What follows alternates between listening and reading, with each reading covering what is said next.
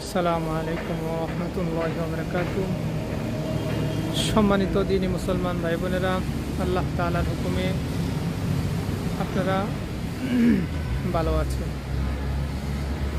ভালো থাকেন, আল্লাহ তাআলার কাছে কামনা করি। আমরা আলোচনা করব আজকে পেটের জাদু কিভাবে নষ্ট করবেন। অনেক সময় স্বপ্নের ভিতরে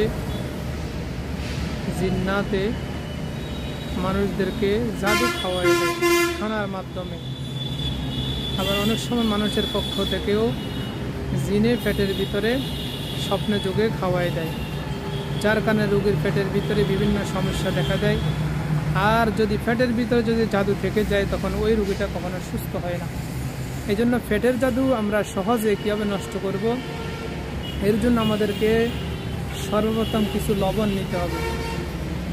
লবণ নেওয়ার পরে সর্বপ্রথম আমরা দুরূদ শরীফ পড়ব, ওই লবণ উপরে দম করব, ইস্তেগফার পড়ব, ইসমে আজম পড়ব, তারপর সূরা ফাতিহা 7 বার, আয়াতুল কুরসি 7 বার, সূরা ফালাক 7 বার, সূরা নাস 7 বার, সূরা ইউনূসের 81-82 নং আয়াত 7 বার, সূরা তারিকের শেষ 3 আয়াত 7 বার, আম আবরামু আমরং ফাইন্না মুবরিমুন এই আয়াতটা 7 বার।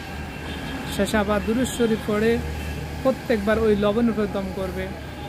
দম করার পরে তখন ওই রোগীকে সকালে ঘুম থেকে ওঠার পরে কোনো কিছু খাওয়ার পূর্বেই 1 গ্লাস পানির ভিতরে সমপরিমাণ লবণ দিয়ে ওই রোগীকে খাওয়াই দেবে।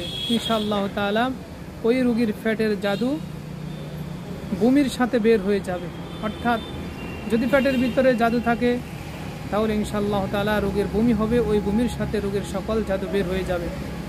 আর এছাড়াও আরেকটি কাজ করতে পারেন, সেটা হলো খালি পেটে রোগীকে বেশি বেশি অনেক অধিক পরিমাণে পানি যদি খাওয়ানো হয় আর মুখের ভিতরে যদি দুই আঙ্গুল যদি ঢুকানো হয় তাহলে অবশ্যই রোগীর বমি হবে।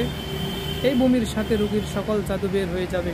ইনশাআল্লাহ তাআলা রোগীর সাথে সাথেই সুস্থ অনুভব করবে এবং রোগীর কাছে ধীরে ধীরে অনেকটা ভালো